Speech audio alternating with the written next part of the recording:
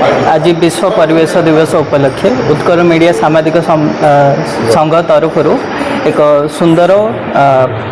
कार्यक्रम आयोजित होता। यही कार्यक्रम उत्कल सामाजिक संघ तरफ से चारा गछ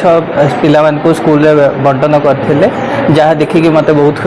खुशी लगी। यहीपरी सबू संघ एंड जी भी संस्था एनजीओ वगैरह अच्छा रायगढ़ समस्ते यहीपरी कार्यक्रम करवा उचित एंड परिवेश को सुरक्षा रखा उचित। एंड मु आपण समस्त को अनुरोध करी कि आपण मैंने भी आज विश्व परिवेश दिवस उपलक्षे गछ लगातु, परिवेश को सुरक्षा रखु, प्लास्टिक अलिया आवर्जना को डस्टबिन में पकातु एवं खरा जेहेतु होमध्य तेणुक छात उपर छोट कटोरा पानी रखु पशुपक्षी माने। धन्यवाद।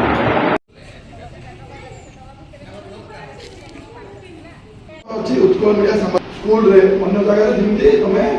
गछ लगे आज पूर्व ना जिते तुम गछ लगे पानी पकेब सहित तुम देवराज सार आज अतिथि गोटे करताली दियो सार अच्छा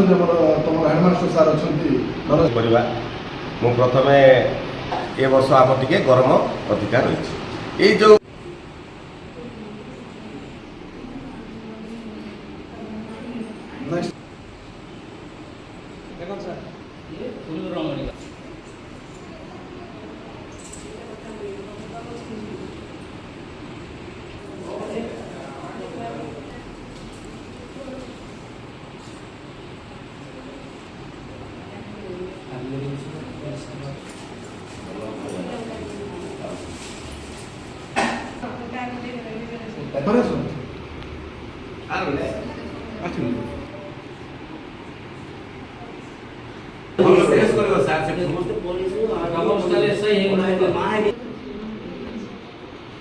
अरे हेडो ना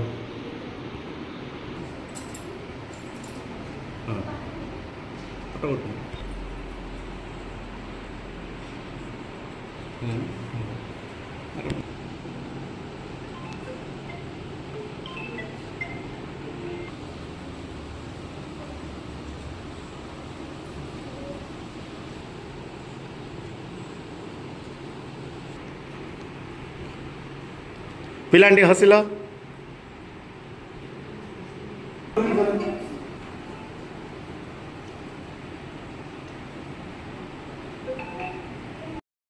बोले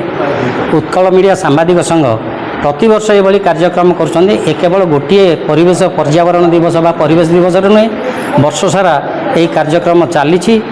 और चलुथिबो मध्य विशेषकर ग्रामांचल विकास सहित एवं पर्यावरण विकास करने सहित पिला मन रे जो उत्साह उद्दीपना भरी दौरान से उत्कल मीडिया सांबादिक को धन्यवाद जनाऊँगी। विशेषकर माने पिला मन रे ये जो पर्यावरण दिवस बा परिवेश दिवस उपर जो धारणा दि जाऊँगी प्रति वर्ष ये कार्यक्रम करुँच मु भी प्राय अधिकांश समय आपण सांगरे जड़ित रही रोथी जिते बड़े जोटिकी डाके मु भी जावाई बाध्य होउची। विशेषकर कहू गले सांबादिक संघर कार्यक्रम जो करुँच प्रकृत में आमर ये समाज पाए एक उपादेय विषय विशेषकर